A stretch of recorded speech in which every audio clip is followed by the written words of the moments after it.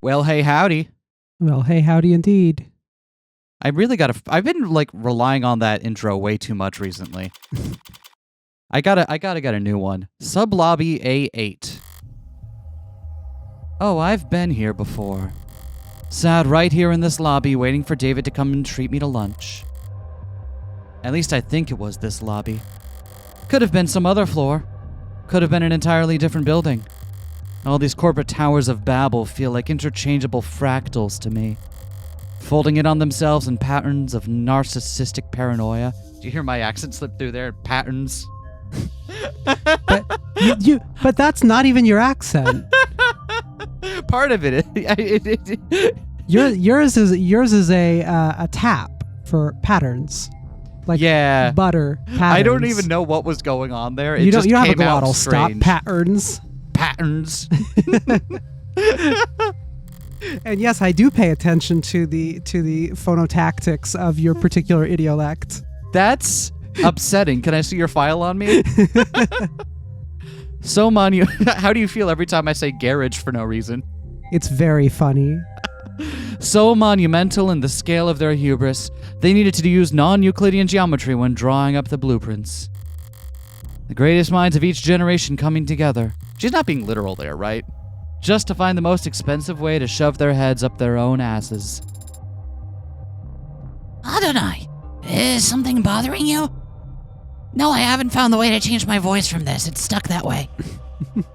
Just doing the math on how long we'll be kept waiting here. Apparently, someone will be here shortly. So maybe if I pass the time by glaring around the place, it'll improve my mood. Time to pass time by staring angrily at things. Let's do it. Okay. Fuck that wall. Fuck that plant. Oh, to think this is only one room. This complex is so massive it doesn't even feel man-made. It's like it was carved out of the rock by waves. Like it's always been here. That's really poetic, actually. That's the con. If this place was actually natural, there'd be birds everywhere. I hadn't considered that. Why aren't there birds in here? Probably because of what they do to the ones that get in. Oh. I'm kidding. Though I don't have a better explanation. We also have this, and we have this. Let's examine this. They changed the logo again. Why does every tech company get a logo that looks like a butthole at some point? It happens eventually to all of them. Noble Electronics. How does it feel stepping in here? Is this some kind of religious experience for you? I mean, it's just the corporation where my father worked. Careful now, or they'll burn you for heresy against the company. You said it again. The company. As if it's a proper noun. You're mimicking the employees, aren't you? Mimicking? Or what? Did they mean mocking? And presumably both, right? Yeah. So it can't obey simple orders, but it can pick up on that? Is it just a part of the corporate culture? Noble's one of the biggest corporations there is, one of the biggest there's ever been. We mere humans can't hope to escape the gravity of anything that size, no matter where you live or how far off the grid you think you are. So imagine what it's like working for them. So this is interesting to me. It's one of the biggest corporations that there has ever been, and it builds robots. So does that imply that massive robotification of industry has indeed happened? And so I think part of the implication was that robots and stuff were very commonplace, but them specifically getting their hands on the Turing solution, right? That's them getting the first crack at that passing through the uncanny valley and into like sufficiently human-like behavior. I think that was what is implied to have given them that much capital power. But even so, it also implies a certain level of demand, right? Like, even if they have a unique scientific advance, Lots of places have unique scientific advances. That's also and it a good doesn't make point. them the world's biggest company. So this is like Did she say the world's biggest? no, but She said one of the biggest there's the ever biggest, been. right. One of the biggest there's ever. Okay. And that's interesting because you know how there's a lot of tech companies that's like, oh, my business plan is just, well, I invent this thing and then blah, blah, blah, blah, blah, and then I get profitable once the entire world uses it. Yep. And that always doesn't happen, and that's very much not happening for the majority of folks in the robotics space right now with their things But like it's Tesla happening Optimus. for them. So this, I mean, it worked. Yeah. What they What must have incredible mass adoption to be the biggest company in the world. Either that or they absorb their competitors like they're Google. Even then, you can't absorb your competitors and then not do stuff, right? Because then you would just fire them, and then you would not be the biggest. Like there's some level of economic activity there. Yeah. So that's interesting what it says about the setting. Yeah. That there's always a high demand for them. Yeah, but it's not just that. Oh, we've cracked making these nice androids, and they are a luxury good. That not that They've many people have. cracked making nice androids. Well, I mean, like we saw some scenes on the street earlier where people just had androids for helping them move shit. Yeah. Right? People had androids to help them raise children. It seems like having an android is kind of approaching smartphone levels of ubiquity, at least in the society here. Also, it's not the biggest. I imagine their Amazon XP is still larger, right? Yep. I imagine Tethys is going to be the biggest. Yeah. You live in company dorms. You work in company quarters. Wherever you go, that's the logo above your head. You eat, sleep, and breathe on Noble's timetable at its discretion. When you spend your whole life inside of it, Noble must feel big enough to be the only company there is. Still makes you wonder what happened to the CIA.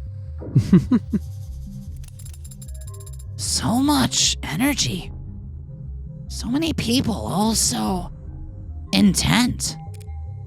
Are you kidding? It's Saturday. The place is half empty. But doesn't everyone work on Saturdays? All the parents do, so they don't need to find childcare on Sunday. Everyone else flips a coin, I suppose. All these people. For 12 hours a day. 6 days a week. What could they possibly all be doing? Making work for themselves.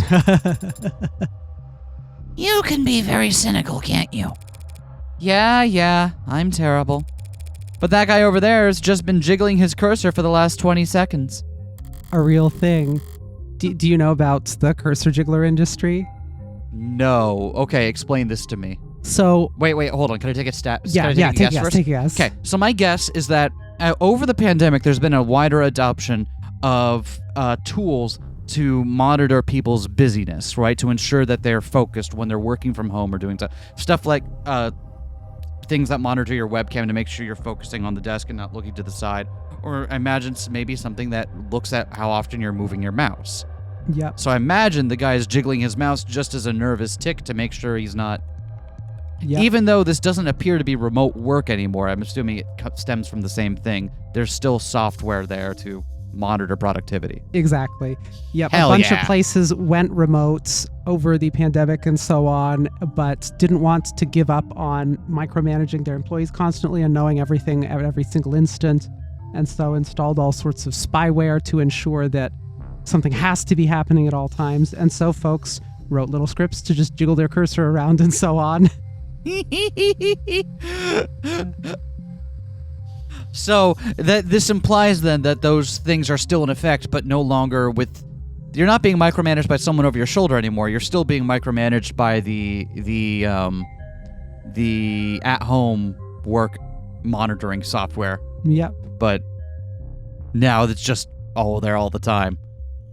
Whoever comes to greet us better have a pulse and some goddamn authority. My mood is starting to sour, and if they just send me the first link in their infinite chain of corporate bureaucracy, I will make them wish. Morgan? That's me. Hey there, Android Manufacturing Quality Control Eastern Division. Evan Dawes. Dawes? What happened to the other Evan Daw? Evan Dawes, DOB August 1st. Occupation Chief Supervisor, Android Manufacturing Quality Control. Likes hammocks. No one likes hammocks. Have you? I had to sleep in a hammock as my bed for a full summer, and it was not good. Those things, until you figure out the trick to them, it's awful. Calligraphy and pale ale. Dislikes first dates, conference calls, 5 o'clock shadow. Proud of his practice tank. Struggles with solving captchas. I mean, to be fair, I'm starting to struggle with some of the ones now because it's like you're making me look at this AI non-image and I can't tell if that's meant to be a thing or not. Yeah. Hair starting to gray.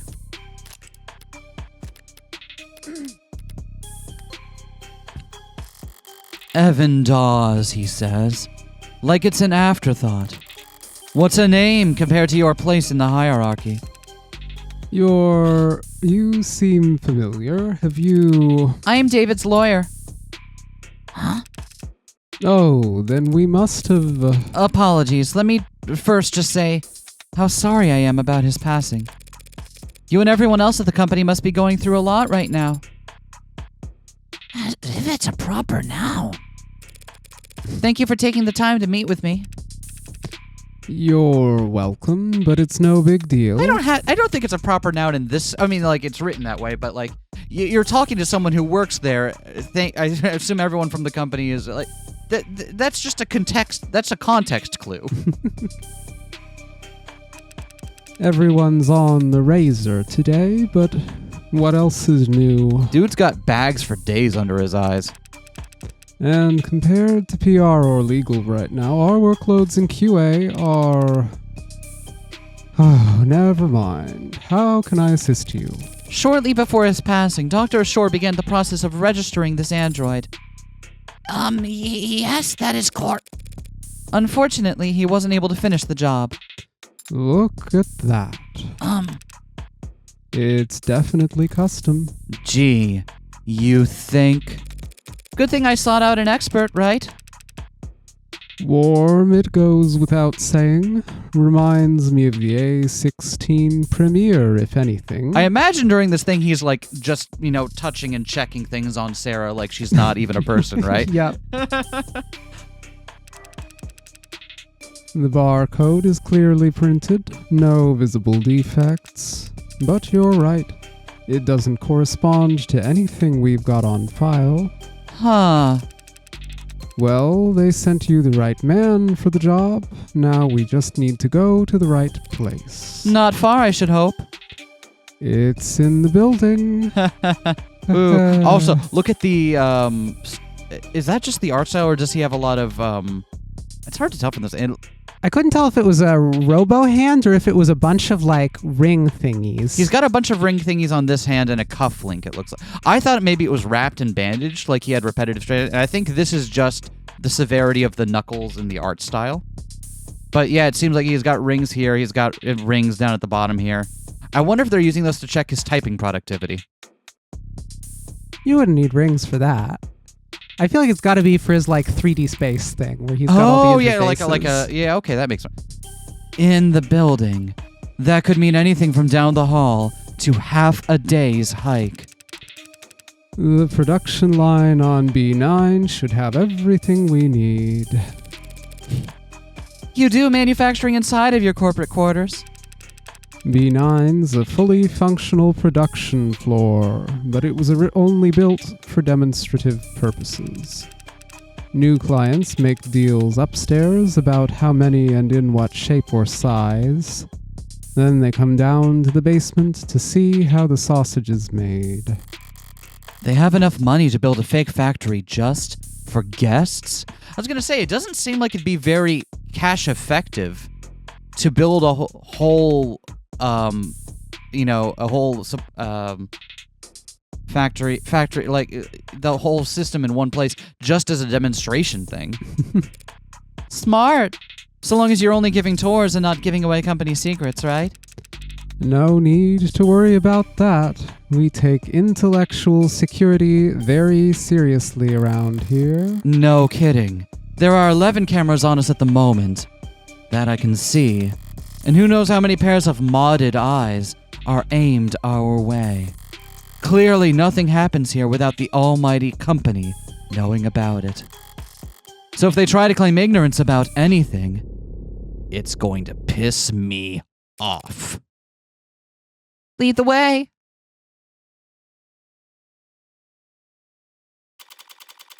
(3:08 p.m.) How many hours was that after the last one? I forgot to pay attention. I forgot to check that. Basement floor 9. It really is fully furnished down here. I don't want to take up too much of your time, but it's pretty rare to get to see all of this in person, you know? Do you mind terribly if I looked around for a moment? No problem. I've got some prelim paperwork I need to handle anyway, so have at it. I better take full advantage. I'll need more than cursory knowledge if I want to figure out where Sarah came from and why David wanted me to, take custody. I'm gonna look around. You stay put in the meantime, all right? Adonai? Wouldn't want you to lose you among the rest of the merchandise. Wow, rude. Wow, rude. Oh, I guess we picked something. That's fine. What's being built out there? Oh, top of the line, brand new bestsellers, the Animate 16 Warm. Looks kind of cold out there. We keep the factory floor refrigerated, slows the organic's already tuned metabolic activity to a minimum. That explains why the room doesn't smell like rotting flesh. The flesh out there is only somewhat rotting. Slowly. I just meant I'm surprised to see metal. Oh, well, all the A16s have alloy endoskeletons. The organics are layered on later in the process. Interesting. Sounds like what Sarah told me about herself. Maybe she really was the A16's prototype. But it's hard to imagine bridging the gap between her and these scattered doll parts. I get that you can grow just about anything from lax Gemini. But how do you get the synthetic and the organic to, work together? Yeah, that was our first concern when R&D began work on the warm concept. The 1.0s were real skin with synthetic muscle, and it was a horror show. Metal pulling on skin was just... Right. For 2.0, they worked backwards, organic muscles, organic skin, but digital signals on organic hardware was a dead end. Didn't the muscles flex when you passed an electric current through them? They'd flex and unflex, sure, but that's not nearly precise enough for facial expressions. Looked like puppets strung up on live wires. We're just getting a whole road trip through the Uncanny Valley today, huh? We used the test footage to haze interns, actually. You must have figured something out. The A16 wouldn't look out of place on the runway. Thank you, we try.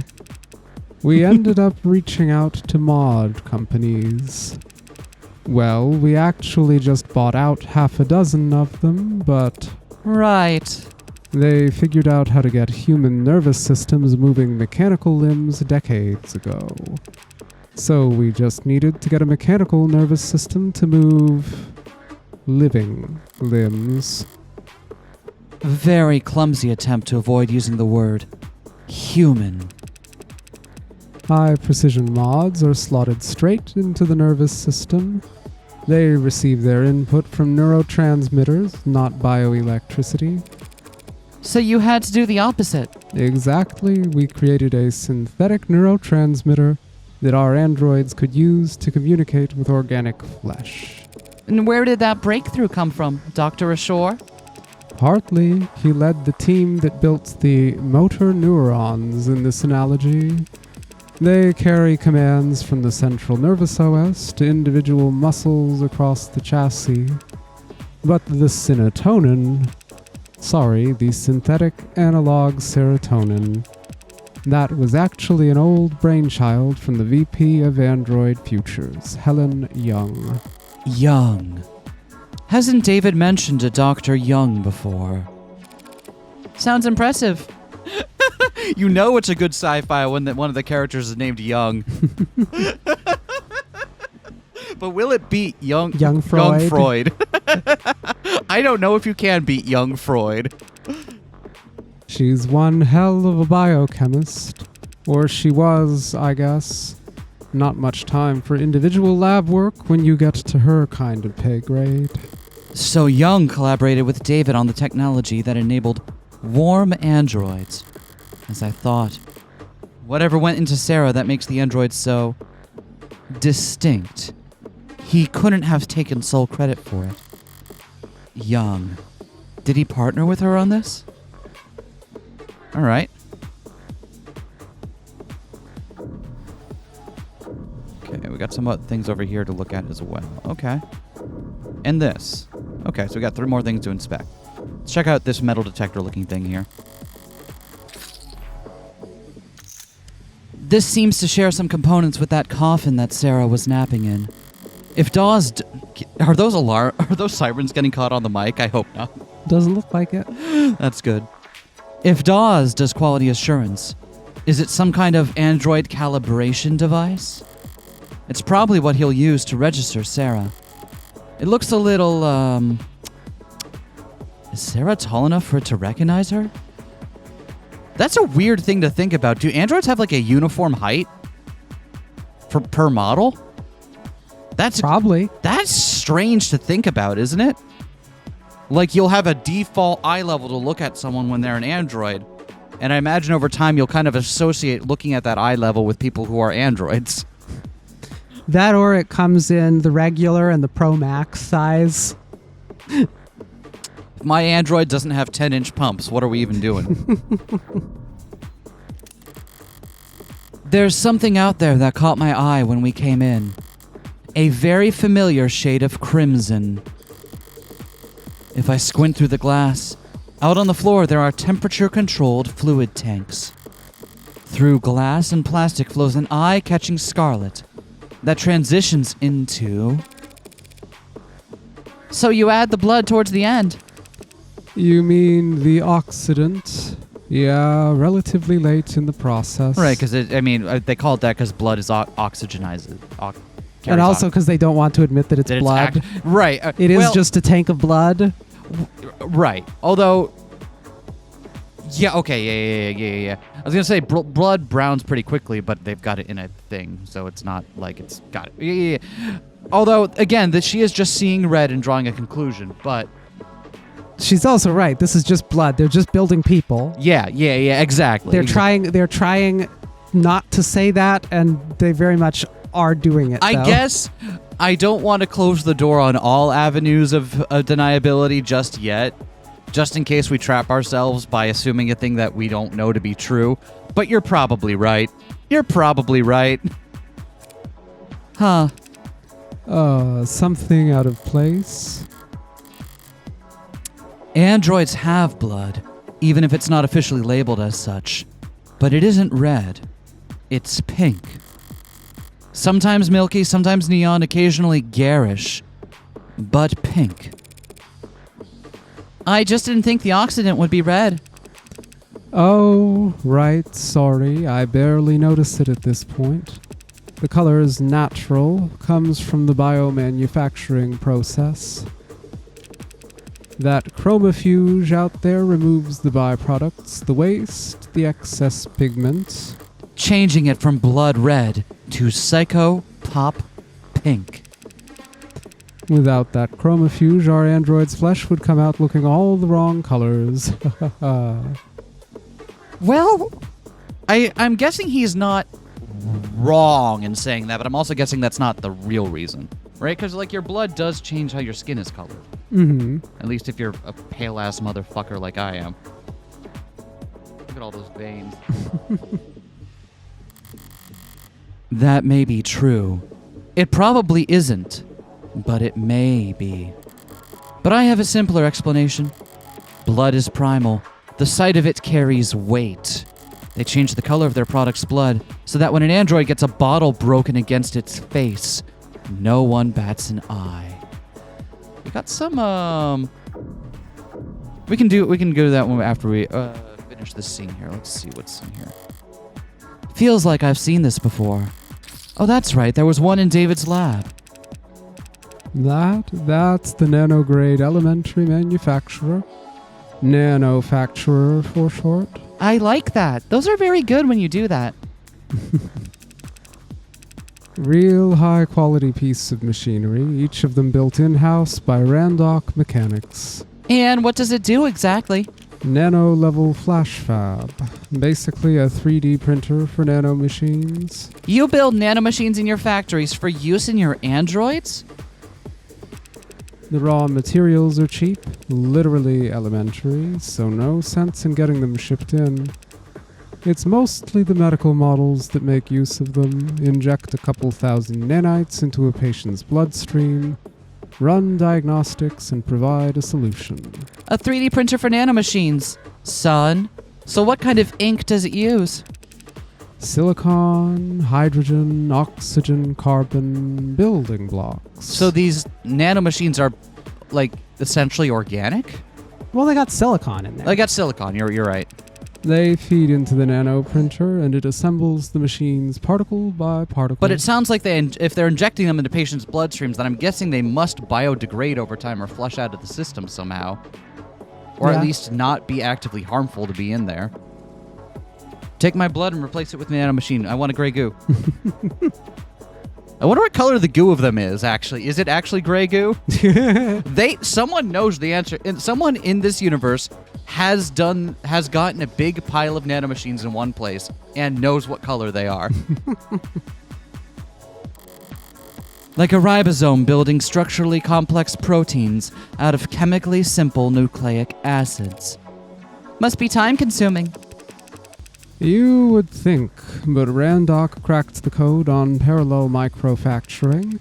The inside's crystalline, sprawling like an ant's nest. Raw materials enter at one of the thousands of different entry points, combining and recombining at intersections. The finished product ends up at the center and drips out in a liquid solution.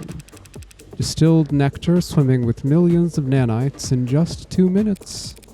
Nectar? It's sticky? Why is it sticky?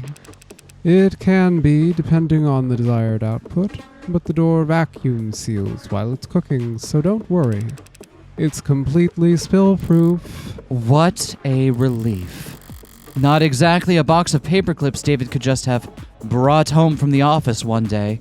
But it is interesting that they have equipment on site to manufacture things at the molecular level in minutes. Yep.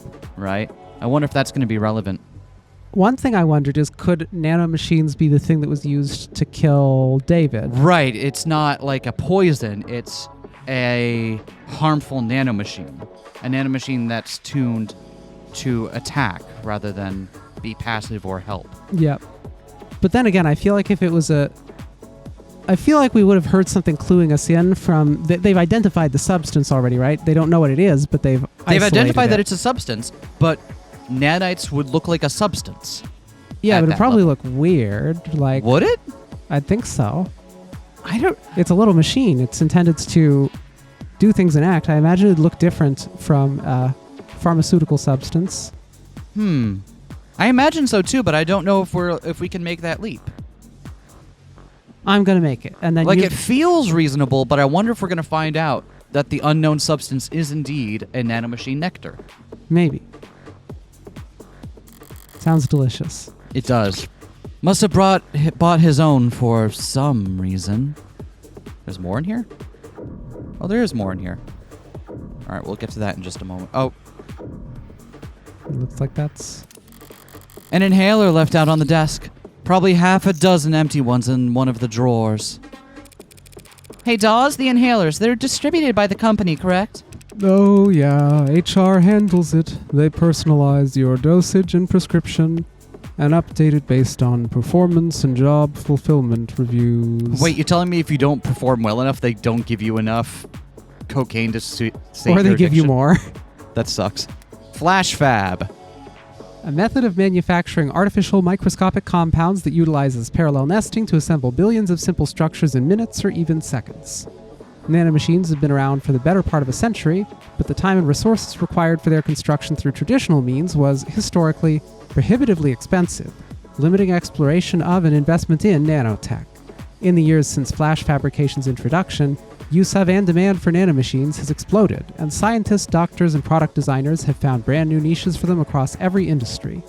Concerns about the ecological impact of this surge in nanomachine construction have been raised, though the official stance of the Nanolife Industrial Lobbying Group has remained unwavering. Nothing that small can possibly leave that big of an ecological footprint. No, oh, sure, the small things can't, but what about the process that creates them? The small things absolutely can. Gray goo scenario, maybe? Microplastics. Oh, microplastics! This is just making This your is own just microplastics, but now it's micro machines. Also, it says microscopic compounds, not necessarily just machines. Mm-hmm. So I'm wondering, are they... That's true. They could have used someone could have used David's flash fab to manufacture some other substance. Other than a right, they just could have used a flash fab. There we go. Okay, so there's the connection. That seems more reasonable in my brain.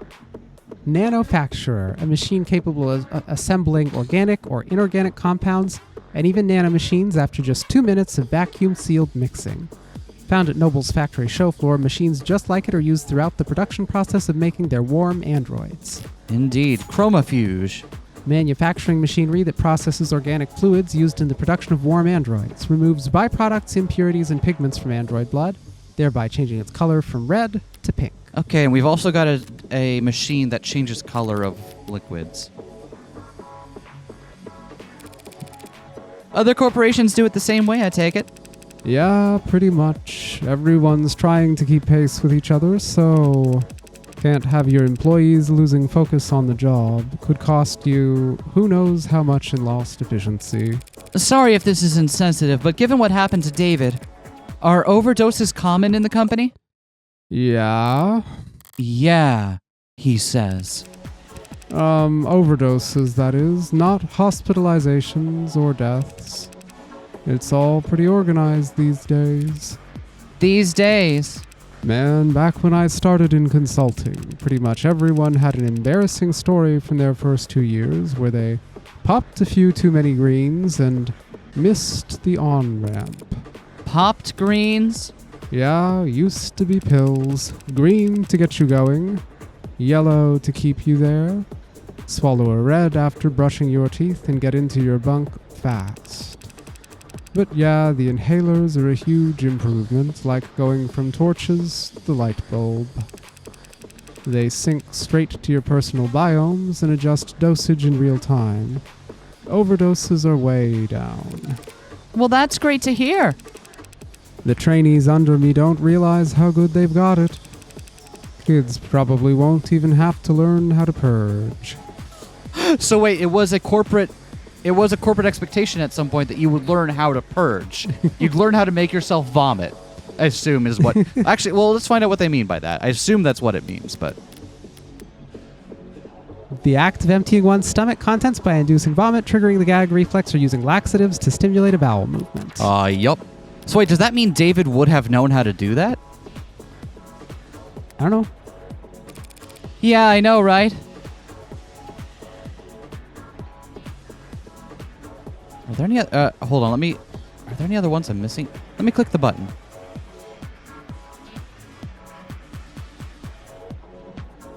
Is that a button? I thought it was the button that would help you see, hold on, is it use arrow keys and I can... Nope. Huh, I think we're good here. I don't see anything else I can click on. If we missed something, yell at me in the comment section. It's just usually they auto take us out of these scenes when we've seen everything. Oh, aha! Aha! I'm so glad I thought of that. Aha! Like, usually when you've seen everything, they auto advance you rather than putting you back in. So I'm like, there's got to be a reason we're here. What is this? Some kind of write-up? On the subject of Sullivan's Peak, much of our world today, and in fact much of our world's economy, is heavily influenced by the uncanny valley. The thought experiment provides a simple and easily applied explanation for the gaps we see in the otherwise wide spectrum of automated dependence that assist us in nearly every industry on the planet. There's a very simple, primal truth to it. We like things that resemble the living, like cartoons and puppets and toys, and we like things that are damn near indistinguishable from the living, like whatever name Noble's latest products are being sold under. But there are deep, deep trenches between those two ends where products are universally appalling to human sensibility. The Uncanny Valley will no doubt remain a useful tool for teaching, marketing, and design for generations to come, but already we're seeing ways in which it fails. It is becoming increasingly clear to us that the space between nearly indistinguishable and truly indistinguishable is much wider than we ever suspected. And it may not be the only part of the map that we must fear. I propose we bridge these gaps in the knowledge by looking to the speculative fiction of Robert J. Sullivan, who, in his most well-known story, Equal Under One Sky, described a concept which thereafter has been called Sullivan's Peak. Through the lens of his characters and their so very divided world, Sullivan demonstrated that the Uncanny Valley does in fact have its own peak on the other side, a point past which making an artificial existence any more human in its features serves only to make the user experience more uncomfortable, more difficult, and more fraught with moral pitfalls. Once you reach Sullivan's Peak, traveling any further only has diminishing returns. Interesting. Okay. Go ahead and finish and then we'll talk about it. There was more. The implications of this idea are far-reaching. We will very soon reach a point at which the designers of ads can only make their creations less lifelike or less likable, a hard stopping point for technological progress. What then, we must ask? Nope, looks like you forgot to sign in to this device. Drop your thumbprint below and we'll get you squared away so you can keep reading. Okay. So it sounds like what they're saying, like, you got the Uncanny Valley, you've got, like, on one end, you've got, like, cartoons, puppets, toys, and stuff, right? Where they're human-like enough that we can kind of imprint onto them, but no one would ever confuse them for human, right? Mm-hmm. And then you've got this slow decline into what we call now the Uncanny Valley, which is where things start to approximate human appearance and stuff to a point where it's disturbing. Mm-hmm.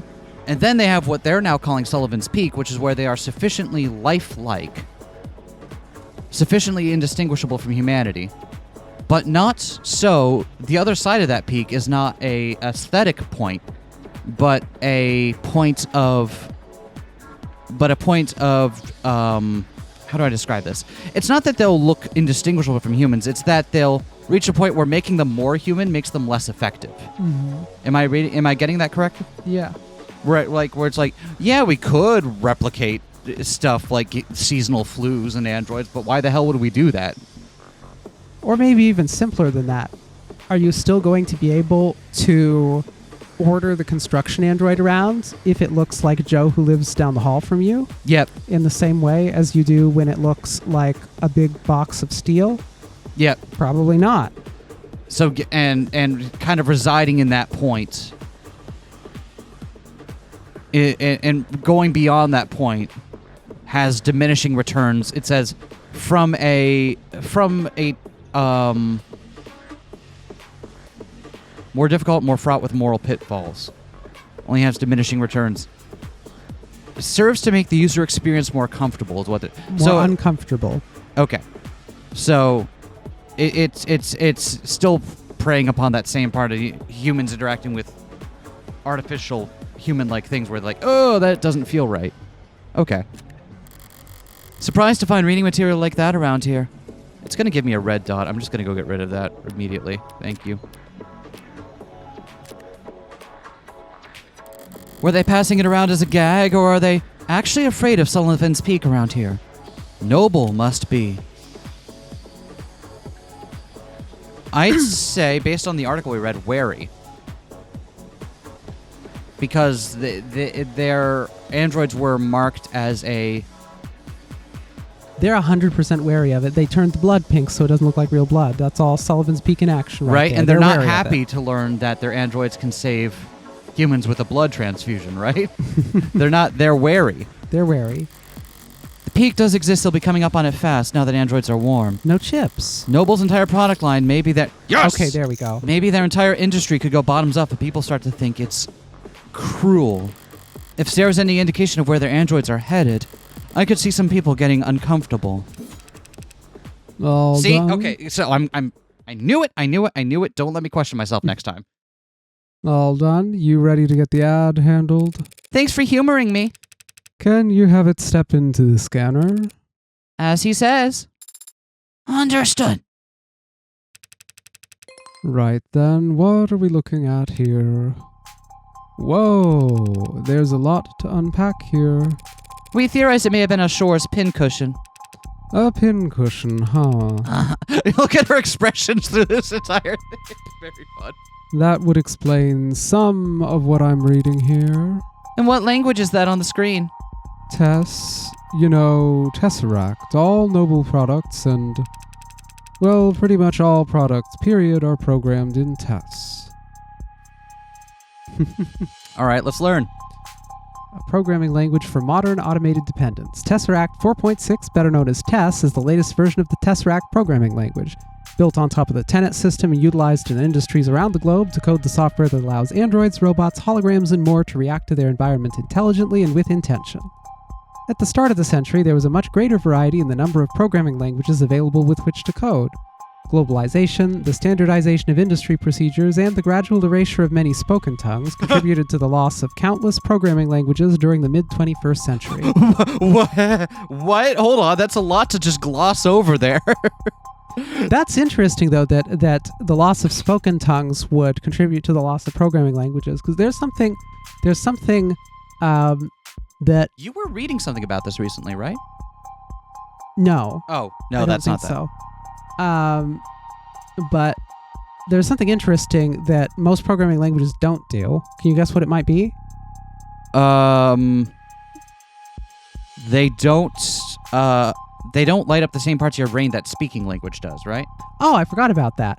I wasn't. I thought that's what you were. That's what I was talking about. Okay, yeah, I did read something related to it. So that's another angle. But I was thinking about something to what you talk about. Thank you very much. I was thinking about something utterly unrelated. Can you think of something that isn't true of programming languages generally, or something that is true of almost all of them?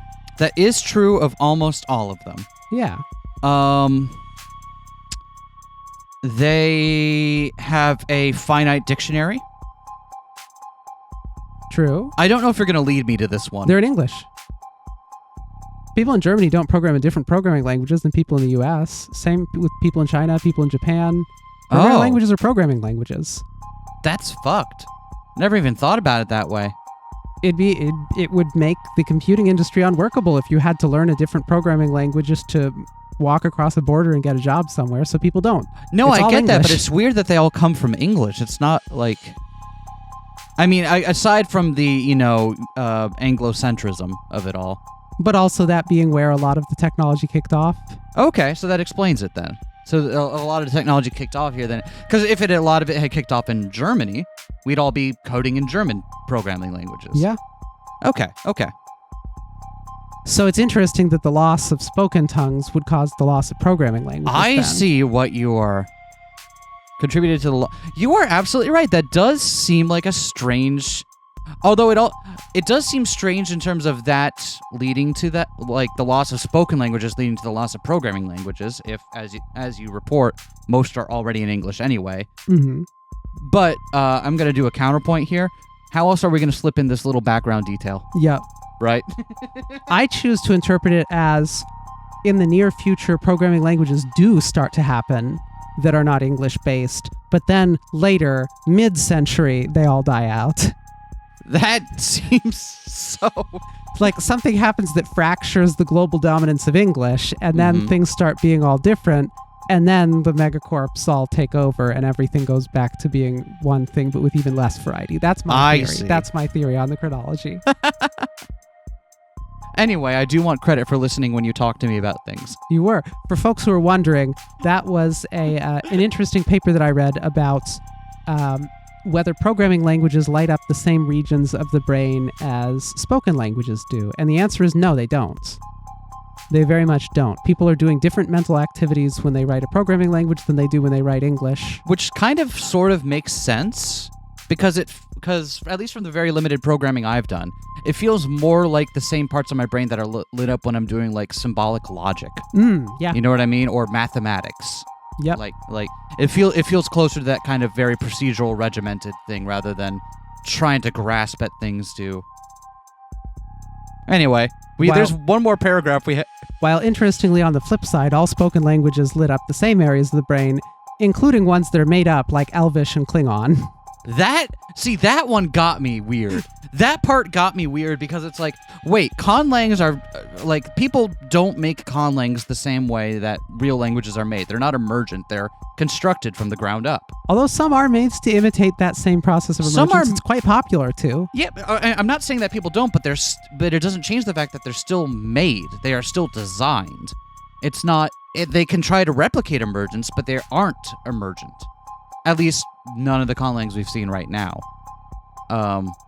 So it's fully I think it's paradoxical that would be the case, but or there's just a mental activity called doing language, and we're all doing it regardless of which one it is. Yeah, which seems strange to me that would be the case, and also for conlangs. But hey, what the hell do I know? I ain't a cunning linguist. Today, TESS is virtually unchallenged as the global lingua franca programming language. The study and teaching of other older programming languages is mostly done for recreation, hobby, or digital archaeology. I think the phrase cunning linguist was funny. It was. Okay. I have to wonder what TESS is like, and I choose to believe that it's a fucking JavaScript offshoot. I was gonna say it's just more Java.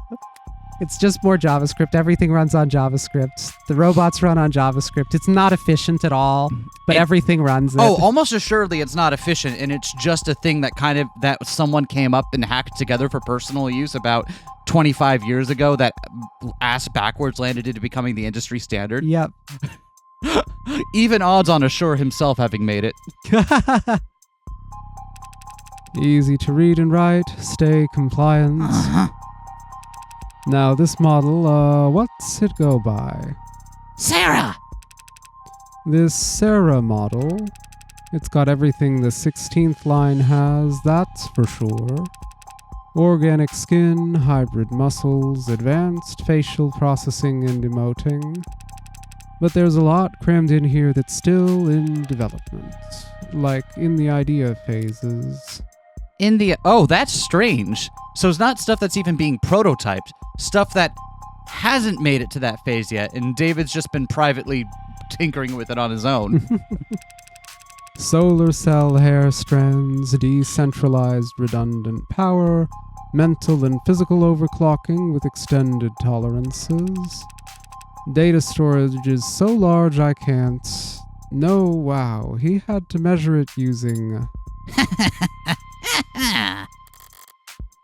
Hell of a poker face.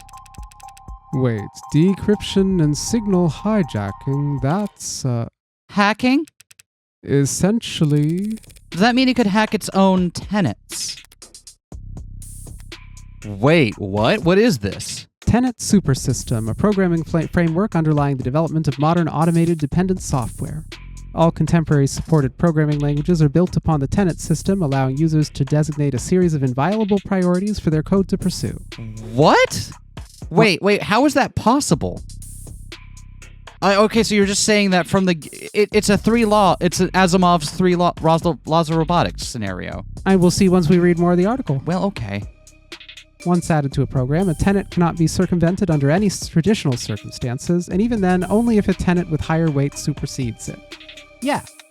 Tenets were first adopted in the field of computer science as a trio, 3 priorities, that governed how preserving human life, obeying human commands, and avoiding damage to human property should be prioritized.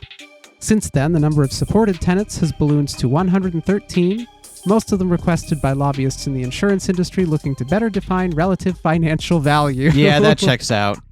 Tenets are well known for increasing the decision time lag of programs. This, combined with their engineered inflexibility, has made it such that most programmers aim for a tenet limit below 30. Originally, the one tenet that could not be removed from any program was tenet safety 0, aka tenet 0 or tenet 1. I hate that. Hate what? Fucking programmers, engineers, man. You count starting with 0. No, I get it. I understand why. I just hate it. With 2 hands, I can count to 11. I'll show you a 0 right in the face. Wait, no, that joke is about... No, never mind. Said tenet dictated that the following program could not produce outcomes that would result in harm to a living person.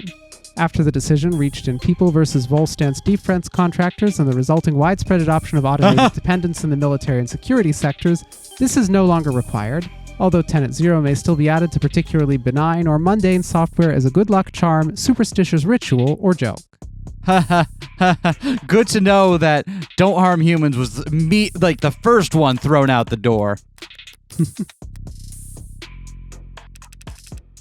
Oh no, that's unthinkable. Literally, for an ad. For an ad to break its tenets would be like you stepping into traffic or dropping a baby. Even if you're physically capable of it, it's not something you would ever choose to do. Are those good examples of that? They're not, because people do step into traffic and drop babies routinely. Right. That's not a very good... what point are you trying to make? But it's a good bad example, right? Like, you can see why someone would make that argument and believe it. It's just not a good argument. Right. Okay, yeah.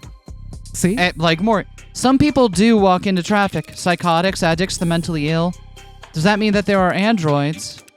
Well, no, there aren't crazy androids, so yeah. Oh, good. Mental illness just doesn't exist. So convenient. I guess my analogy doesn't hold up. That's okay. So it cannot hack itself, but it was given the ability to hack other systems. The industry line is such that a capability could be an option in certain emergency scenarios. Breaking through the firewalls and encryption of surrounding electronics to broadcast directly to police or military channels. Speaking of military, this musculoskeletal setup is drastic. I've never seen this on a consumer model. Can you lift a car or something, Sarah? Most cars. It would depend on the center of gravity. Oh! Lady, this Sarah could wrestle a public disturbance walker and come out on top. Those stomping behemoths they bring out for riot suppression?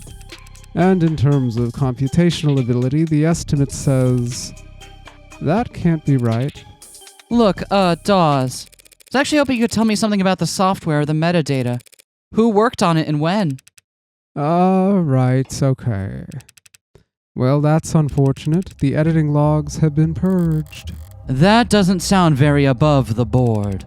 Sorry, I can't tell you anything about who worked on Sarah or when. So we don't know for sure that it was David. Yeah? He might have had a collaborator.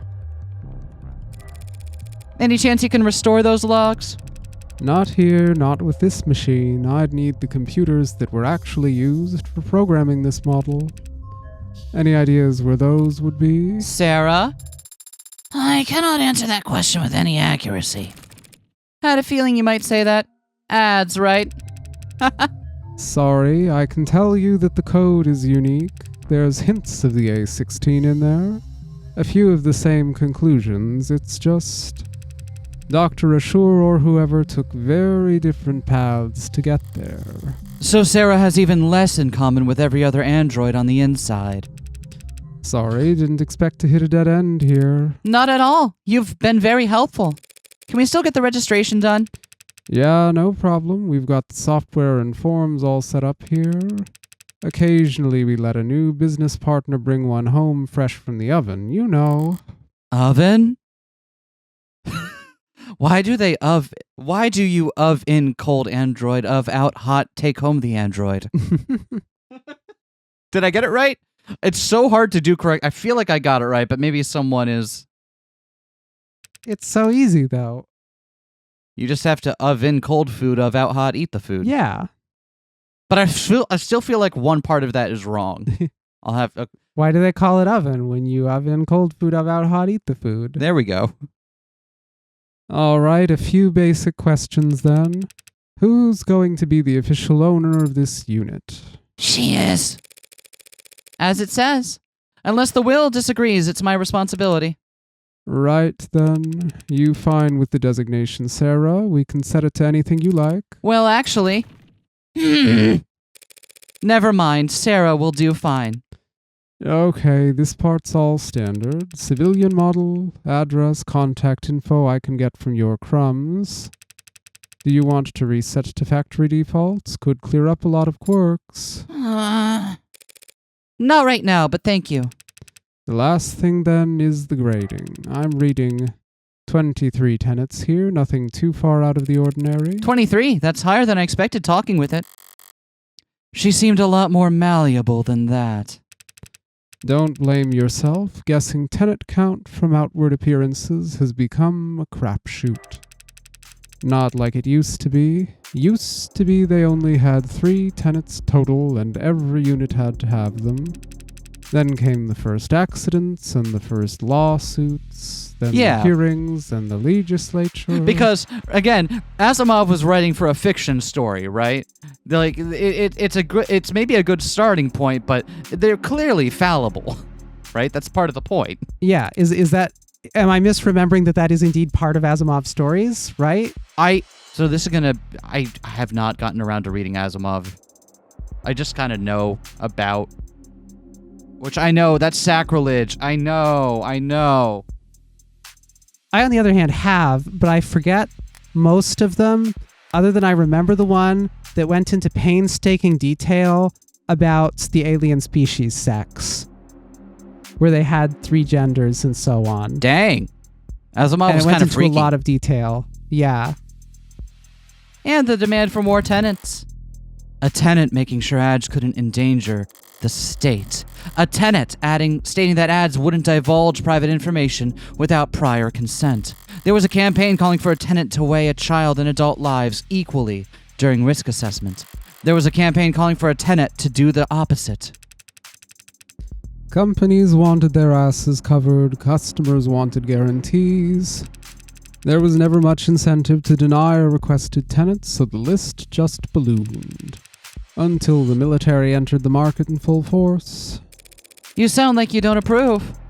I wouldn't go that far. They needed their ads to be able to pull the trigger when ordered to, without clearing 5,000 lines of bloated, hard-coded decision points to get there. I get that. But since the armies are the only ones using tech with bare minimum tenets, all the best, least cluttered, most elegant code is only used for war games. It's not very romantic. Huh. Well, not like I was on the jury. Department of Advanced Defense Projects v. Zenith Dynamics.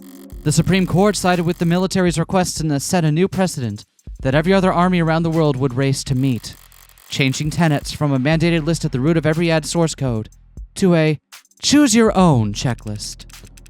It's funny. Ads with the most tenets, they're so locked up you can't even have a conversation with them. And outside the armed forces, the only ads with single-digit tenant counts are just vacuuming floors. The most impressive ones, like what you've got here, fall somewhere in the middle. I wonder if we'll be able to find out what Sarah's 23 tenets are. I don't know. Sorry, went on a tangent there. Only thing left is the evaluation. And what gets evaluated? Total financial worth for insurance purposes. Yeah, the insurance companies made sure we had very accurate algorithms for this. No room for human error, they insisted, with no sense of irony. Wow. I mean, I knew it was custom, but... What price could they have possibly? That is a lot of digits. You should know these formulae are pretty conservative with their estimates. Stingy, even. If Sarah is really David's last and greatest work. They say some things are priceless, but when you force an insurance algorithm to pick a number... Evaluation of the android Sarah's financial value by an insurance algorithm takes into account the fact that Sarah is the only known android made by David Assure, the last known piece of tech he worked on, and the fact that he is now deceased and cannot create any more, and the fact that Sarah is one of a kind, the value of the components used in her construction, and the potential profits reaped from the experimental technology contained within her. Totals to a very large sum. Okay, so the evaluation is also assuming that she was made by David, even though there's the possibility of a collaborator. We don't know. Try not to get any scratches on it, I guess. Mazel tov! I'm a real adult now. You spoke kind of differently back there. Huh? With Dawes. You spoke like he did, it seemed. Like I copied his accent? You seemed to mirror his affect, his tone. It's called code switching. I'm sorry. It's called being friendly. What's your point? It was just an observation. You could choose to keep those to yourself, you know. No tenant required. Why were you so concerned about registering me in the first place, Adonai? For the same reason I wouldn't drive around in a car without a license plate. Any cop, or even just a well-placed camera, could have spotted your barcode and seen that it wasn't set up with any actual data. And then they would have arrested me, and then they would have thrown me in the slammer. Oh no, I'm too young for jail. No, they would have arrested me and put you in an evidence locker. An android can't get arrested? People get arrested, dearie. Property gets seized. And then smashed. Oh, great, you put us over the weight limit. I did no such. Morgan, counselor, your presence has been requested on the upper floors. Who's asking? Vice President of Android Futures, Helen Jung. Shouldn't have assumed I still had the opening move. Tell her I'll be right up. I'll redirect your elevator now. Taking control of your elevator is very Convenient. forceful. I like how Sarah has no filter and no patience for the layer of ablative bullshit surrounding all of these, right? Something about that speaks to me. Couldn't tell you what that says about me, but I appreciate it. As if Noble is trying to directly steer your investigation. If Noble wanted to shut me down, they wouldn't bother to be subtle. Huh.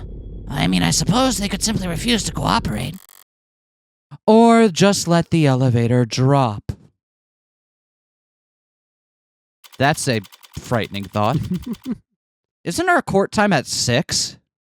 If I remember correctly from the earlier Yeah, I episode? think so. We've got a lot to do in the next 2 hours, I guess. Woo! Either that or we've got almost all the evidence we need, which if we do, I am slow on the uptake. I feel like we're missing so we have and I feel like we have the beginnings of a theory as to how it could have happened. What we're missing is the motive.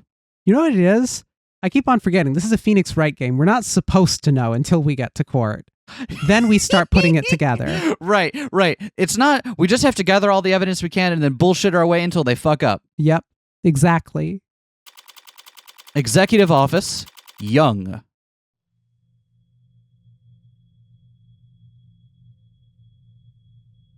She has bell bottoms. Oh no, she's hot. Right. Speaking first is a sign of weakness, is it? And here I thought I could avoid wading into the swamp of corporate pretend power dynamics.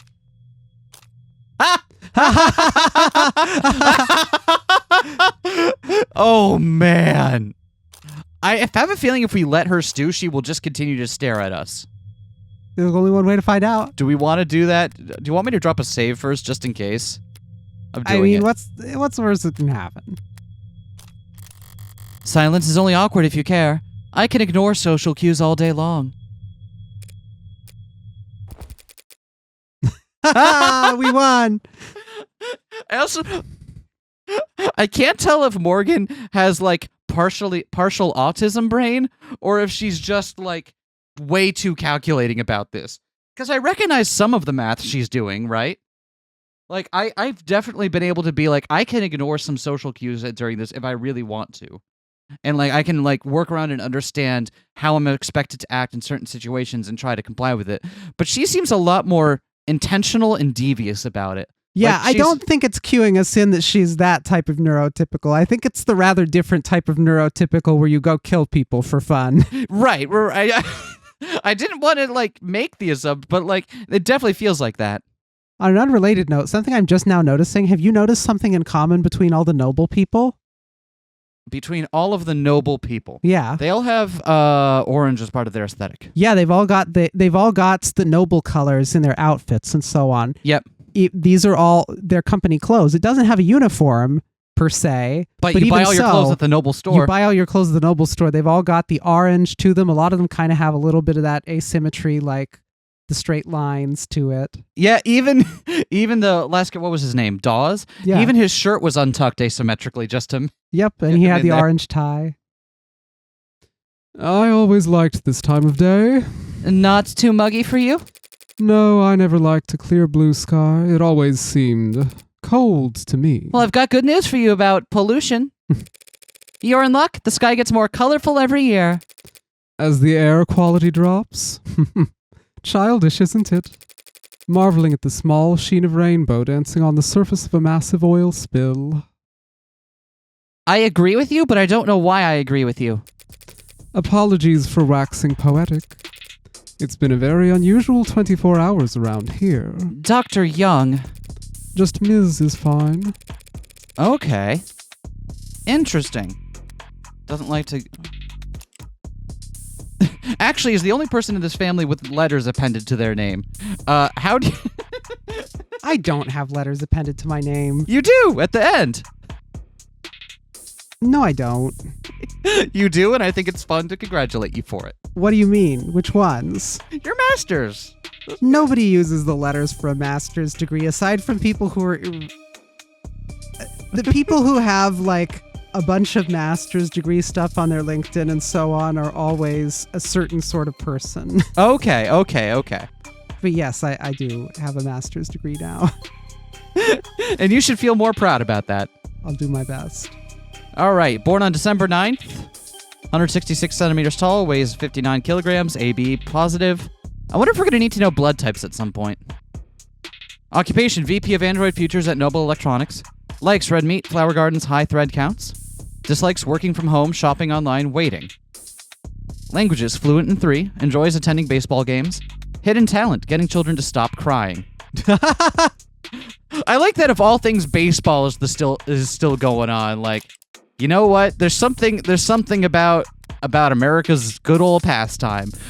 They've never said this is America, but with all the mentions of specifically American governmental things, it feels... Have there been? They mentioned a Supreme Court as well. Lots of countries have Supreme Courts. I'll supreme your court. You should... I'm supreme on the court like Kobe. Keeping up with those baseball themes. Hat trick. Touchdown.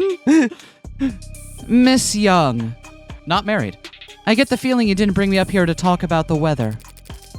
No, I brought you up here to express my condolences. I'm very sorry for your loss. And not your loss? Weren't you a friend?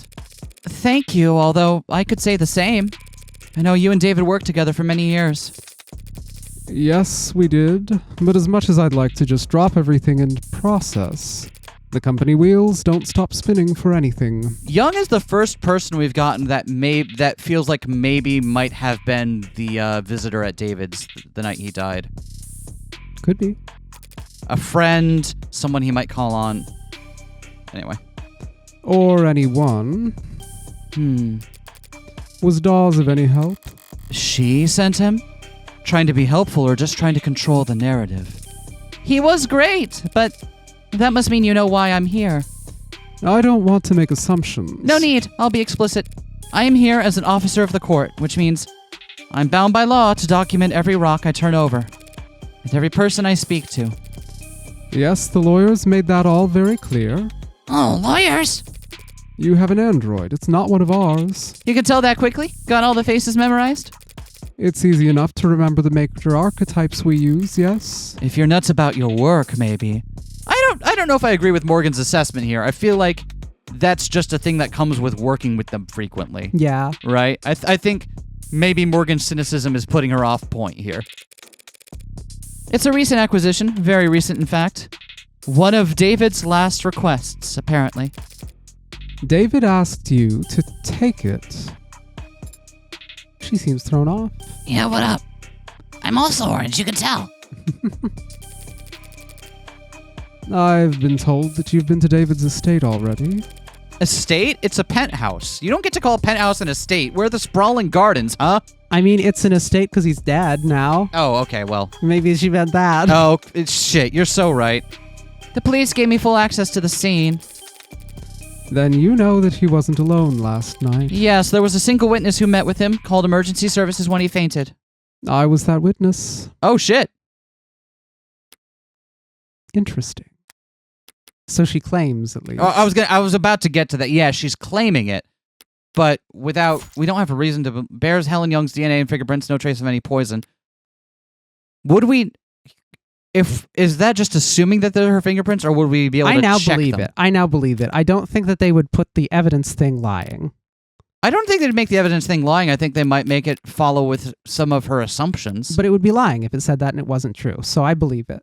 I believe it was. Okay, Helen so you're going with, or at least that it does have her DNA on it. All right, yeah, because it would be a weird thing to claim, since I feel like we could double check fingerprints if we knew the person we were looking for. Anyway. And even if not, I'm just going by pure game logic. So far, the evidence thing is a summary of the evidence, not a summary of our assumptions, and it hasn't told us things that are false. I see. So it'd be metagaming. surprising if it told us things that were false. You shouldn't metagame, Adonai. It takes away the fun of the immersion. Really? Well, I mean, obviously. There aren't that many people David would bother meeting with in person, let alone welcoming them into his home and offering them a drink. Do we know if you like drinks, Dr. Jung? We don't know. We don't know anything about your like of... Okay. Well, I mean, I was saying she's like the first person we've met that feels like it would fit that bill, and yeah. I also knew that Jung is his superior on paper, though not in fame. And I knew that the witness had Executive Plan 3 insurance, so they had to be higher up than David. We did know that. So it's either... okay, her deductions are right. So it's either her or someone else on her level of corporate power. Well then, do your lawyers know we're having this conversation? Of course. They're pulling their hair out about it as we speak. I can't imagine why. The police cleared you. And you were well within your rights to ask for some privacy, given the high-profile nature of, all that's happened. So why call me up here?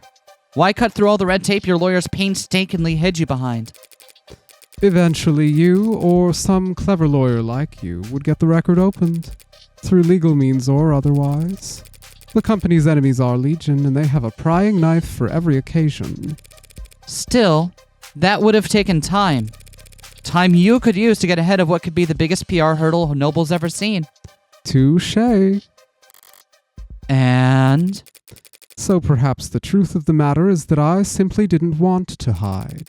David was my colleague for several years. If I were in your shoes, I would have questions as well. You're doing this for my sake? No, my reasons are purely selfish. I'm only hoping that talking to someone whose job isn't to defend me from all consequences might prove... that you're not guilty. Therapeutic. Do you feel like you didn't do enough? If she wants to play a confessional, that's fine by me. But is that really all that's going on here? Well, why don't you start from the beginning then? You went to his home last night. Yes, at around 7:30 p.m. The building's penumbra captured all of that quite clearly. He fell ill around 8 p.m., so you spent half an hour together. Why the late call in person? We had an intense discussion yesterday afternoon. David never came in on Saturdays, and I didn't want to spend the weekend glaring at him through screens. So I visited, and he let me in, and we talked. About what? The good old days, if you can believe that. Back when we were both new to the company, eager to make a name for ourselves. And how long ago was that? 7 or 8 years ago. Okay, so David's been on the scene less than a decade. Or at least part of the... Because his thesis came out and then he was scooped up by Noble. Yep. So I guess it's been maybe only a decade or so of these Turing solution level androids. I had pegged them both as being older than that, and this has having been a thing for longer than that. So that's interesting. I mean, I guess they could have been in the field for longer. Well, we also don't get ages on our profiles. We get birthdays. David at least couldn't have been, right? Because he was snapped up right out of school. He was he was scooped up after he did his thesis. Yeah. Maybe he went back to school later in life. We can't assume that, right? I just want to say we can't assume it. Miss Jung. Putting a number on it, it doesn't sound that long ago, but it feels... We spent a while like that, just talking. He was lively and sharp, and I never would have thought that a few minutes later... That you would be dead. that he would commit suicide in front of me. Oh. That's her angle. She wants it to be known as suicide. Is it that, or is it that she is legitimately shocked that someone close to her committed suicide in front of her? Yeah. Because that itself would be a shocking experience. That would be the sort of thing where you'd be like, oh, fuck, I can't talk to anyone about this because everyone around me is trying to shield me from all consequences. Like, I think we've got good deniability here still. Okay, but this means that she's explicitly going against the wishes of her company. Yep.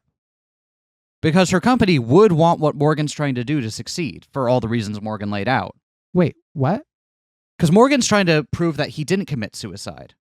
Why would the company want that to succeed? That he didn't commit suicide? Yeah. Morgan spent a long time laying out why that would then affect their stock. I forgot that. Yeah. Thank you. A firm reply. All right, what happened? 8:15, he said he wanted to toast. He got up, walked back into his workshop, and then he must have went down into his basement to get us a bottle. I checked some messages in the meantime, enjoyed the view. In other words, she stayed on camera. He came back with a bottle of whiskey and 2 plastic cups. We drank and talked. One detail was that in the prior recounting when he came back, his cup was already poured. Yep. He got quieter, spoke less. I thought he was just getting drunk. I didn't get worried until he started to fall asleep. You tried to wake him. He wasn't responding. I tried to shake him awake, but he didn't seem... I left him and ran to the kitchen to use the security system. Didn't think to use your phone. No, I suppose I didn't. But it worked out. The Penumbra's emergency protocols summoned a VTOL straight to his helipad with 1 button press. Yeah, I mean, I'll say in her defense, in the moment, it feels easier to run over to the kitchen and press the 1 button that'll do exactly what you need it to rather than navigate the menu on your phone. Yep. Right? Especially if you're not thinking clearly. I'm not saying there's nothing worth digging into there, just like that's not an indefensible series of decisions. When I returned to the parlor, he was limp. I moved him to the floor as delicately as I could. He had a heartbeat, but I just did what I could until they arrived. You went with them to the hospital, I take it? Yes, they insisted. They checked my vitals and ran a talk screen, which came back clean. So did David's, for all the good it did him. So, yeah, it's going to be something that they weren't looking for on the talk screen. Right, we already went through all that a couple episodes ago. I wasn't paying close attention to what they were saying at that point, but I'm sure they ran through every step of the CCE SOP. That's what they're paid to do. You seem certain it was suicide. Yes. Why? As I said, he got quieter as time passed, and he spoke less. But the last thing he said to me, the last clear thing he said, was that he was happy ending it here. Said he was content. Ooh. And he downed his glass after that. He drank every last drop. Does that sound like David Assure to you? Curious, restless, perfectionist David? No, I suppose it doesn't. So this is really interesting. Can't tell whether David indeed was acting very weird in his last moments or whether she's specifically trying to sell this angle, this story, very hard. Yeah, because she hasn't gone much into details, but she has presented the facts in a way that highlights those that make her case the best, right? Yep. And again, it's not to say that she's wrong here, but Morgan obviously is coming in wanting to prove otherwise. So, let's talk about Sarah first. Yeah. Because Jung might have had we don't know if David had collaborators or not, and Jung seems like someone who would know. So this android, Sarah. Me? Even Dawes couldn't find any real details on where it came from. It's not in any of our systems. I'm afraid not. Did David ever talk to you or anyone at the company about a pet project? Pet? No, he never gave me any indication like that. Universe brain theory. Yeah? Sarah's initial brain patterns are based off of a copy from David Ashore at some point.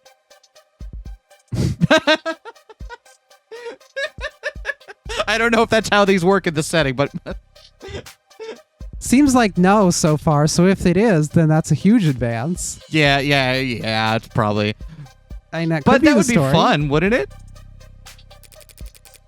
And if he didn't talk to me about it, I seriously doubt he confided in anyone else at the company. And he didn't even confide into, But that's weird, isn't it? If I remember correctly, someone who's watched it more recently can mention this in the comments. I thought in the intro sequence we saw to this, up at David's apartment, that whoever he was with, he addressed Sarah in front of them.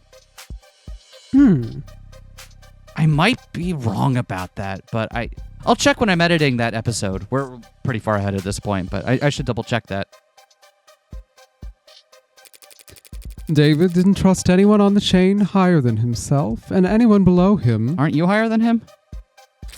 Frankly, they couldn't possibly hope to give him advice. But aren't you higher on the chain than he is? That's true. He never mentioned me? No, never. Aw. Androids don't come cheap. Except for the ones that do. Heyo. No? Wrong time? You never heard him You never heard him requisitioning parts or resources? There were never any discrepancies with his company credit card? The company's accountants are mirthless even by industry standards. They wouldn't humor anybody. Not even David Ashore. If they had ever detected financial discrepancies, there would have been an uproar loud enough you could hear it in the mailroom. Objection! You have a mailroom? Not since the 30s, just a figure of speech. Oh. So disappointed. She wanted to see the mail. I love that that's what she's excited about. Sarah, you're the best. Don't change. Needs some fan art of Sarah excitedly info dumping about the history of different postal vans. And then they made the ones where there's a lot less space on the front of them. So that way there was more space moved to the back to carry a larger amount of mail from place to place. Of course, this didn't change. Let me tell you about some of the routes that use sled dogs.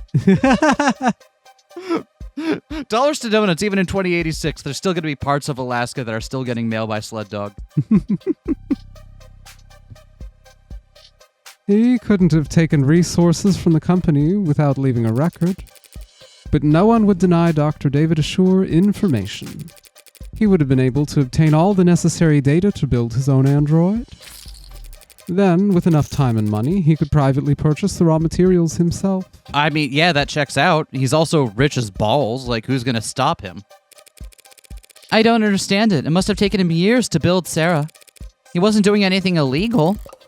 Except for the hacking stuff. So why keep it secret? I don't know, but he was private and a perfectionist. Perhaps he simply wasn't proud of his results. What? Could be. That was mean. Start with the anime. Let's go learn more about androids. The A16 only entered production this year, is that correct? Correct. Pre-orders started last holiday and we began shipping in the first quarter. I understand you were instrumental in the success of Warm androids. I played my part supervising the launch, yes. Weren't you the one who designed serotonin? The factor that enabled communication between synthetic and organic parts. I'm surprised you've heard of that. She was trying to downplay herself. Interesting. I did lead that project, yes, but that was years ago. At that time, serotonin was little more than a novelty, a dead end. What is she doing in management? It sounds like she had a great career. Going like that's not it. That's a pretty major breakthrough, right? Why would they promote her this far into management where she's no longer, getting in stuff on the floor? Why did they do that in real life all the time? That's such a good question. Why do they do that in real life? Like, I get having to have stuff to share, but also it seems like you don't want to deprive people of the ability to use the talents that make them very good at things, and not everyone who's good at stuff makes a good manager. Maybe Jung is. Okay. Also, on the flip side, do you want to have a strata of management that has no technical skills and doesn't understand what they're managing? I guess, no, definitely not. That's also It's tricky, a good point. right? It's tricky. Yeah. Huh, okay. I'll accept that. It wasn't until David took the reins on the A16 that we found a use for it. Took the reins. He was lead programmer on limb coordination, facial expression, exhaustion parameters, and he designed the synthetic nerves that made all of that possible. Did working on Sarah in his own time give him the stuff he needed to come in and finish the A16? Maybe. It feels like Sarah is something after the A16, but I'm wondering if maybe that's a bad assumption, right? David did all of that. That's a lot more than just programming. Was he always so gifted in that many fields? Did he fill those roles on the A14 or 15? No, he used to stick steadfast to his role as a software architect. Not even writing the code. In case you're not aware, I'm not. The software architect is the guy who draws all the boxes and arrows on a diagram that you give to teams to go build that thing. Oh, and that's still an important thing to do. Yeah. Because you have to be able to large-scale flow chart out what you want the program to do at every decision point, right? Yep. And that's a different set of skills than actually being able to write a program that does what you tell it to do. Yep, and there's whole different areas of stuff that only become a thing when you start thinking about, like, well, hey, here's a big complex distributed system, or oh, hey, here's a real-time system that needs to be able to react in milliseconds across all these different components. And then you kind of need someone to have that coordination and synthesis role. Makes sense. That was his field of expertise, and he didn't wander far. But 2 or 3 years back, he started sitting in on other departments, taking notes. 2 or 3 years back. Okay, so recently. Soon, he was joining the discussion, proposing new ideas, and eventually they came to follow his lead. Just like that. And are we to believe that he got all that savvy just by sitting in on meetings and taking notes? Or that he was prepping to share some of the stuff he'd been working on in his own time? I don't know. Just like that. So he just applied himself? And soon he was leading other departments? That's the kind of genius that Dr. David Assure was. The thing is, I can absolutely believe that there are people like that. That's the way they work. Maybe they weren't paying him enough. The company profited the most, of course, but the entire industry benefited from his vision and leadership. His loss will be felt for years.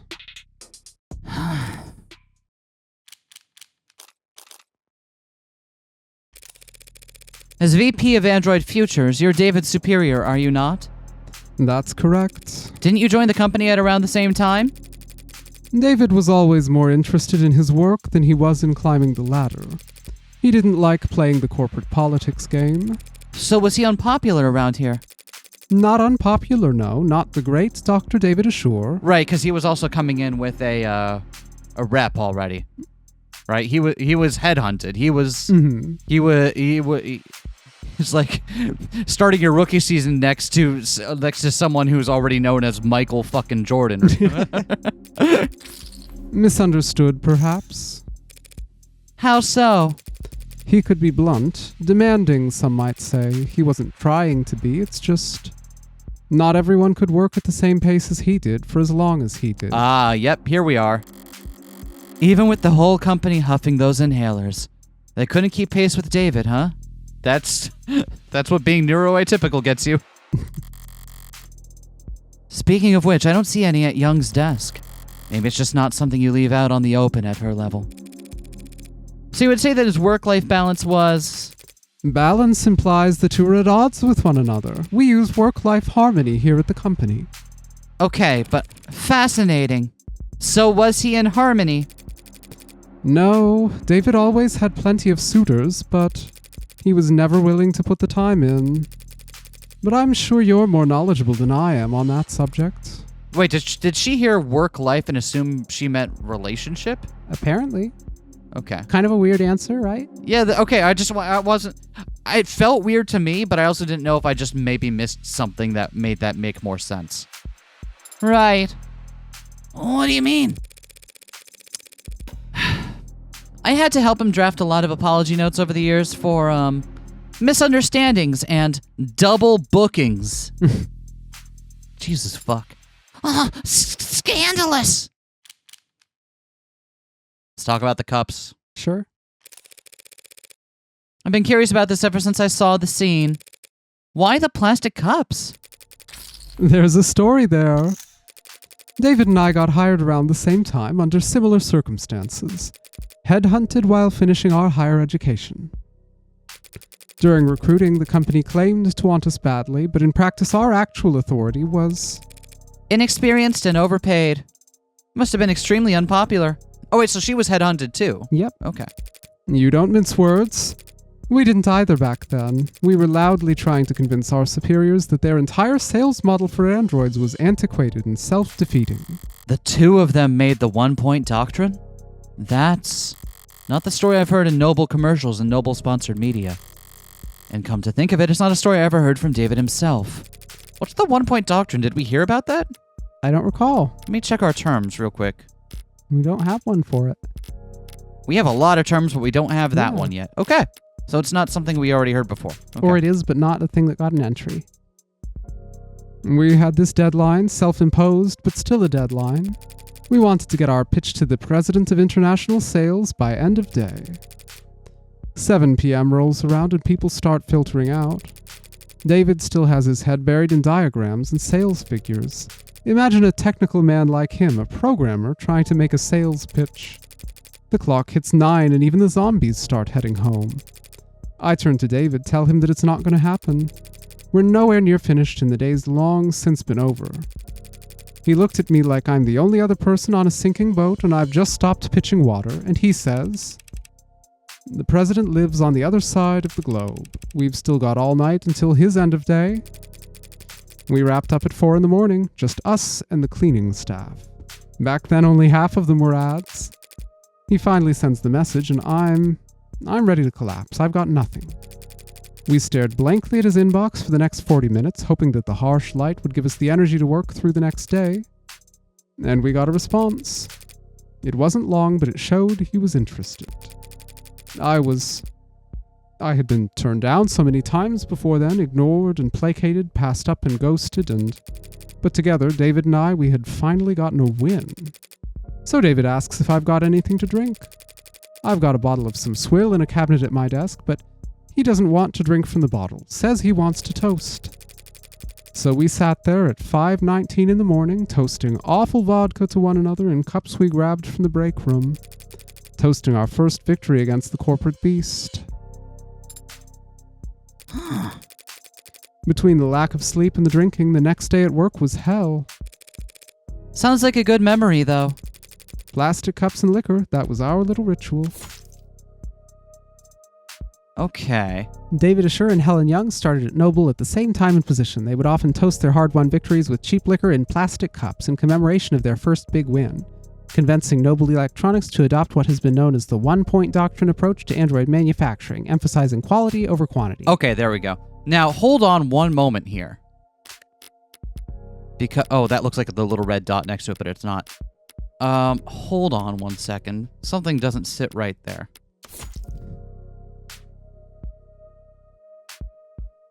What doesn't sit Rose right? River whiskey is not cheap stuff. That's Yeah, it was. It was? Yeah. Oh, I thought... Oh, okay. I thought this was like his, like... okay, you know what? It is one he favors. It's his favored, but it is also cheap. Yeah, Okay. he favors one that's not one of the incredibly fancy ones that he can easily afford and has laying around. Got it. Okay. Okay. I thought I had something there, and I was not right. So I didn't think twice when he presented me with my cup. A plastic cup with a small amount of whiskey left in it found upright on the dining table at the scene of the crime. Saliva and fingerprints match Helen Jung. Contains no traces of foreign elements.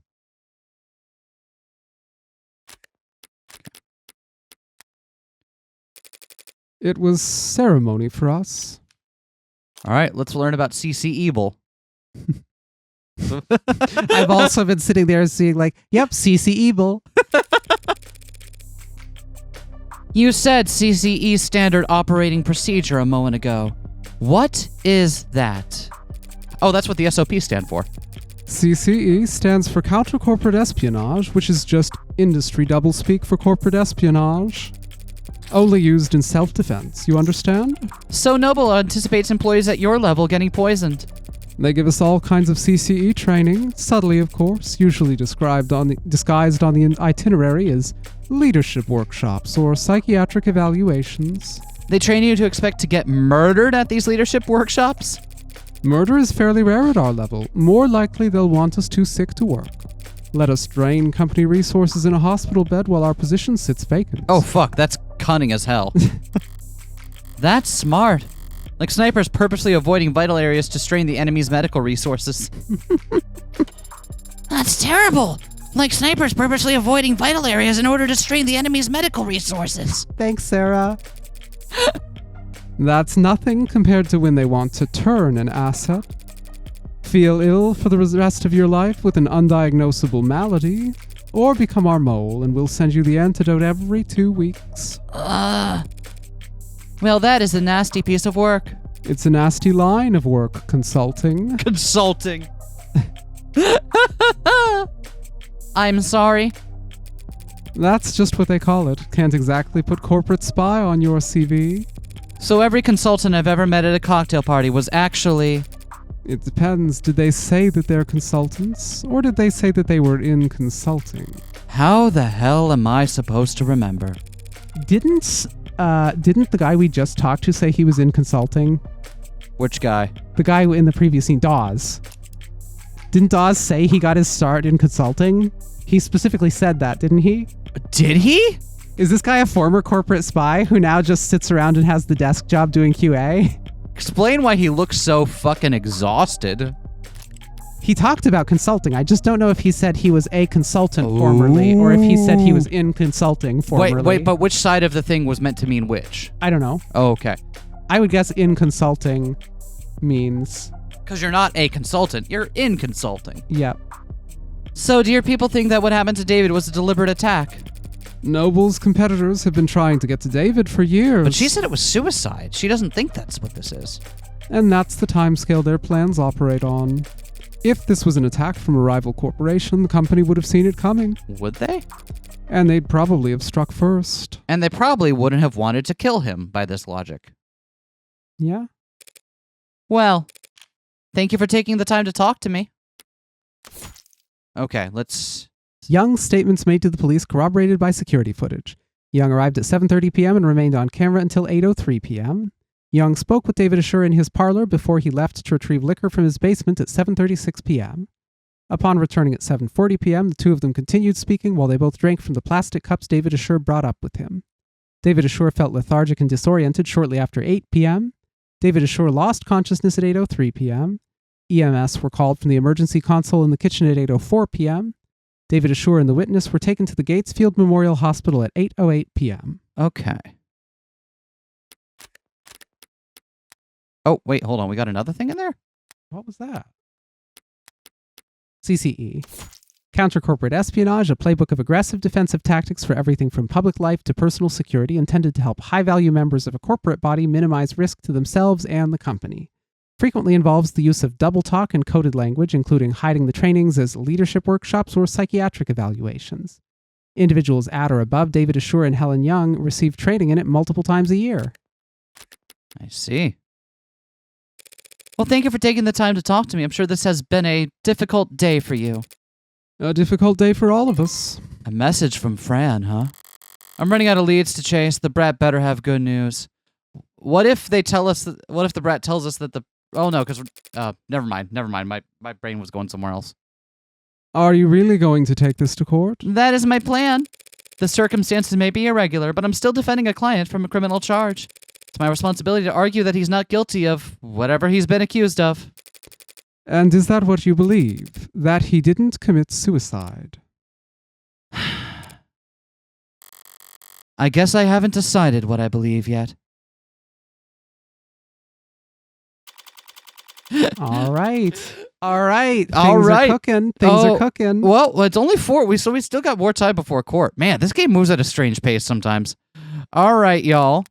We are going to drop it here for today, but we'll see you next time for more of this fun. What are you at right now? What's your thought? How do you mean? What's your do we think that he's committed suicide or no?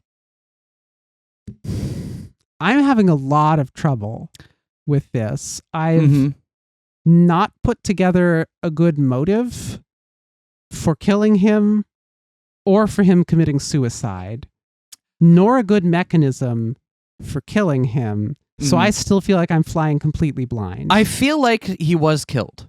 I feel like the bits that Fran took to be like, oh, he was okay leaving it here and that he felt finished. Wait, the bits who took? That not Fran. Jung. Oh. He was happy leaving it there and he felt finished. That was about Sarah. Not about his career. He thinks he's finally finished his work on Sarah. That, and I think that while she's reporting the facts accurately, she's misled about what those actually mean. Anyway, we'll see you all next time, everyone. Bye. Peace.